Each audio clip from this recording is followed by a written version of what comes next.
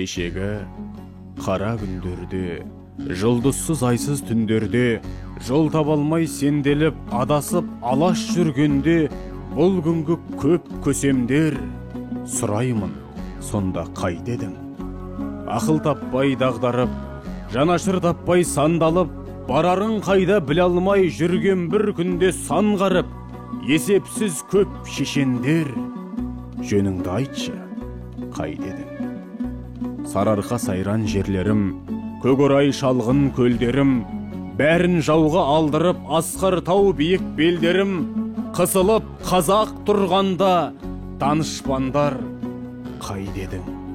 Атадан бала айырылып, қанаты сынып қайрылып, қасірет толып жүрекке тұрған бір кезде қайғырып, толып жатқан қамқорлар елде жоқ едің, қайда едің? Құландай үркіп елдерің, қалдырып мекен жерлерін, жаяу жалпы жалаңаш қатын бала ерлерің, аштықтан қырғын тапқанда, сыпыра жомарт қайда едің?